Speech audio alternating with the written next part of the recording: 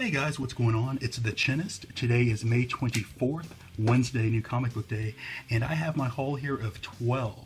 It's a pretty light week, and no duplicates this week, surprisingly. So first off, we have Justice League of America. So I was actually considering, dropping this title, but I kind of read up on the next story arc kind of coming up. It's seeming a little bit more interesting, and they've also changed the artist for the better. I didn't really like the artwork for the past maybe like 3 issues. Whoever did the art on that one, I thought it was just horrible. But man, this one's so much better. This has like that Space Ghost portrait painting feel to it, yet detailed at the same time. Great stuff. Maybe like a 3.75 out of 5 on my scale for artwork. But yeah, Justice League of America, I'm going to give this one maybe until like issue number 12 to see if I'm going to continue on or not. But yeah, I'm kind of in between on that one right now. Okay, next up we have Totally Awesome Hulk. So I do not pick up this on a monthly basis. I actually picked this up from the Weapon X crossover that's going on right now, and they're kind of sprinkling Amadeus Cho into every title that Marvel could possibly use him. They're putting him in there. But I do enjoy Amadeus Cho. It's really his attitude is what I really enjoy. And I also enjoy the Champions as well, and of course he's all over that. But so yeah, so looking to see how they kind of crosses over into these these androids that are chasing down some of those mutants out there that had adamantium, or I guess maybe associated with Wolverine. I'm not really sure what they're targeting there. But yeah, it's been a good ride so far, and looking to see where this crossover goes. Okay, next up we have a recommendation from one of the owners at Eighth Dimension Comics. This one's called The Normals, and so I was not looking to pick this one up. The premise sounded pretty good, just as a recommendation from the owner, and I just kind of looked through the artwork real quick just to see what that was like, and just trying to understand the story. He didn't really want to give away anything, but this is like a normal family. Something kind of happens, and I guess they find out they were never really ever normal. And it kind of kicks off from there. So yeah, I don't want to give away anything either, on my side, but yeah, The Normals. We'll see if number 1 intrigues me enough to pick up number 2. Okay, this was yet another recommendation by Jeremy over at 8th Dimension Comics. This one's called Saucer States. Apparently there was a Saucer Nation, and this is kind of like a part 2, but it sounds like it's a standalone series you can kind of pick up here without any issues from not reading the previous.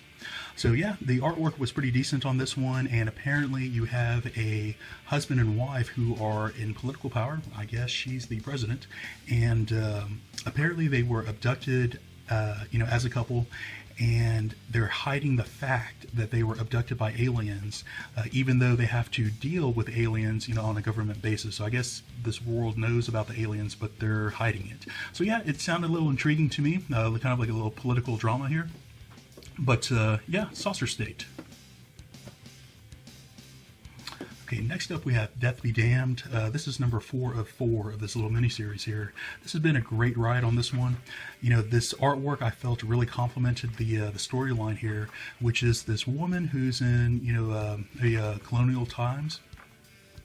And her and her family were murdered by this posse who came in. I forgot what the issue was or how they got in the original TIFF, but she was murdered. She was given powers to resurrect from the dead by this person who was I believe he had shaman powers. So yeah, so this has been pretty interesting.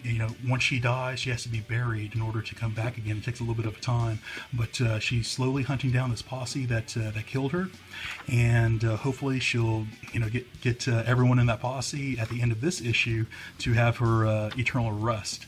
But yeah, Death Be Damned. It's been really good so far. Okay, another great title that I've really enjoyed by Greg Rucka, The Old Guard. So this one is kind of like that mutant regeneration Wolverine feel to it. They're semi-immortals. They've been around for I guess maybe a couple thousand years, maybe. I think they started off, I've got the first character, but this is pretty cool to where you have like an older storyline, and as you, I'm sorry, a current storyline, and as the current storyline goes through, they kind of have flashbacks to where you get each of the character, whoop, let me hide that, each of the characters' background, and, you know, how they first found out that they were, you know, immortals, so to speak. And, you know, you just, over time through wars, you have just, you know, a couple people just always standing. So these people just kind of figure out like, oh, you have this power too. And they kind of join up. So over time, you find out that they don't always come back. So sometimes they can't explain why, they don't know why, but every now and again when someone dies, they just don't come back and they finally die. So this is kind of like a curse to them, you know, in a sense, to where they kind of want to die, you know. Some of them are tired of being immortals, so, you know, they kind of welcome the, you know, the final death. But yeah, so over time, you know, it's kind of easy to kind of conceal who they were. But with today's technology, you know, they're kind of getting exposed now at this point in time. So yeah, there's someone kind of hunting them down and either trying to, you know, replicate their power, maybe a Fountain of Youth or something of that nature. I don't know. Pretty interesting.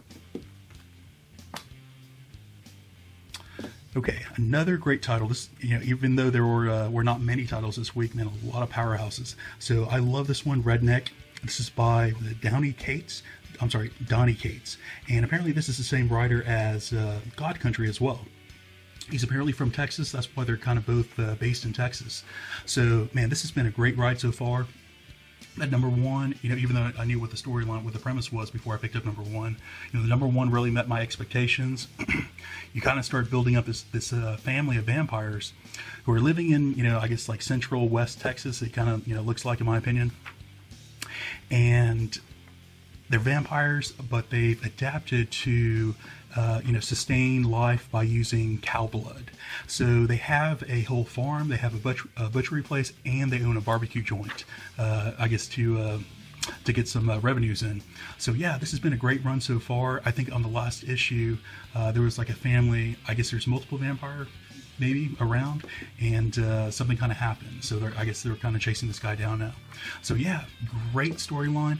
Redneck number one, second print came out today as well. So highly suggest you go pick this one up. Okay, another great title. This title, 7 to Eternity, is probably in my top 3 right now, to tell you the truth, of current ongoing series. So this one, you know, the trade paperback of number 1 came out just not too long ago. Highly suggest y'all go pick this one up. This one had this great like sci-fi / fantasy. You have this, you know, kind of like a mutant, you know, core team. You know, every single one has a different power. Man, this is great, man. I mean, the artwork is high up there, 4.5, 4.75 in my opinion. They built up the Shadow King, or the Mud King, or the yeah, right. I think he goes by Mud King and Shadow King, and you know, they've really built him up pretty well to where, you know, you have a great adversary just, you know, right off the bat. So yeah, man, this has been exciting, intriguing, man. Highly suggest go pick this one up. 7 to Eternity.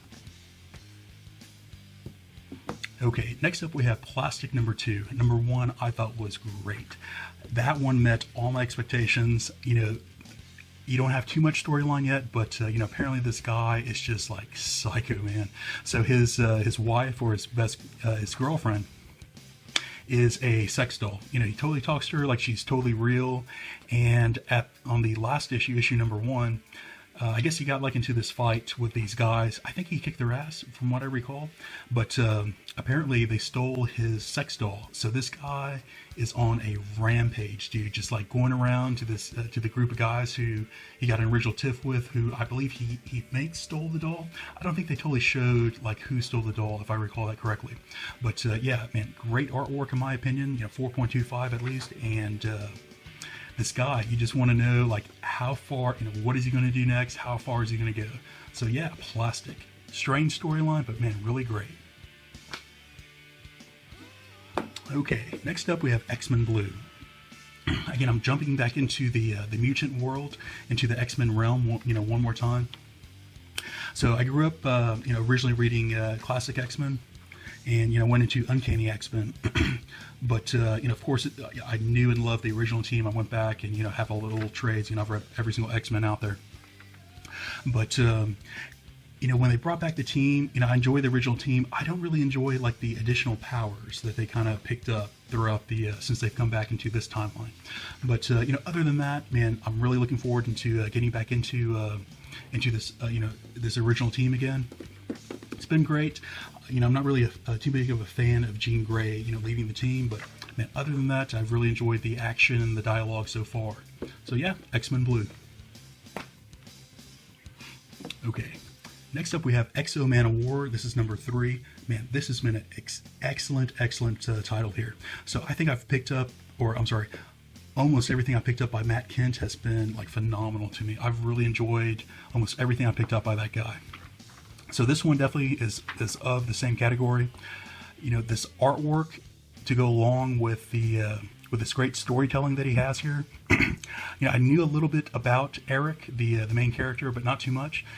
So I picked, I got number 1 just a few months ago, and just number 1, man, I fell in love with that too, enough to go back, and I picked up some older. I went all the way back to the original Man OWar Volume 1 that came out in the mid 90s, like 92, 93, or whenever that was. So I have all this background now, and man, I love this guy, dude. This is great. I always saw him like as an Iron Man ripoff. Man, I was so wrong, man.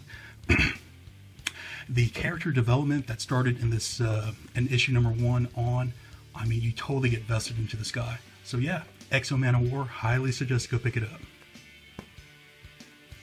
Okay, last up we have just a speculation buy. This is one of the variants that came out for I Am Groot.